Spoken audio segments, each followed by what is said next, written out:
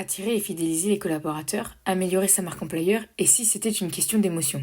Les émotions tiennent une place importante dans la manière dont nous agissons. Si cela est déjà prouvé par des recherches en marketing, Aude Richalski, Juliette Evon et Franck Gavoil, chercheuses et chercheurs à l'ESCA, révèlent dans une nouvelle étude que les émotions ont aussi un impact au travail. Et mieux les gérer améliorerait l'expérience des collaborateurs. Nous, en marketing, c'est quelque chose qui est fait depuis fin des années 70, début des années 80. Et moi, forcément, ça a fait écho, puisqu'on parle du parcours expérientiel du client, de l'expérience client.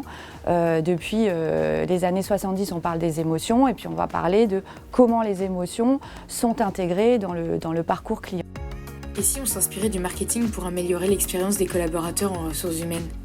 Satisfaire, engager ou encore fidéliser, les objectifs envers les clients et les collaborateurs peuvent effectivement se ressembler. Ce qui est à présent en gestion des ressources humaines, lorsqu'on étudie les émotions, c'est principalement sous l'angle soit du bien-être, soit de la souffrance, ou encore des risques psychosociaux. Aujourd'hui, ce qui nous intéresse, c'est d'aller un petit peu plus loin dans cette définition-là et vraiment d'intégrer la question des émotions à l'expérience collaborateur, notamment pour un salarié au sein d'une organisation. Les émotions positives au travail, comme la joie et la fierté, renforcent l'engagement, la satisfaction et l'adaptabilité. En revanche, les émotions négatives comme la frustration et la colère peuvent entraîner un désengagement et une insatisfaction au travail. Mais elles peuvent aussi motiver à résoudre des problèmes et unir les équipes autour d'objectifs communs. Mais attention, il est essentiel de trouver le bon équilibre pour éviter d'en arriver à un désengagement ou une démission.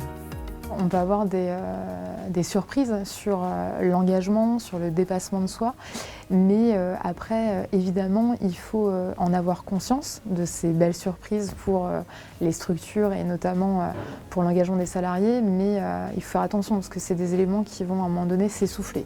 En résumé, intégrer les émotions dans le management est essentiel. Pour les managers, identifiez les sources d'émotions positives et négatives. Soyez conscient de leur impact sur l'engagement, la fidélité, la satisfaction et la qualité de vie au travail. Apprenez à utiliser les émotions, qu'elles soient positives ou négatives. Utilisez-les pour mieux communiquer sur votre métier, attirer les profils pertinents et trouver le bon candidat. Les émotions ont un fort potentiel dans l'expérience des collaborateurs, alors saisissez-le.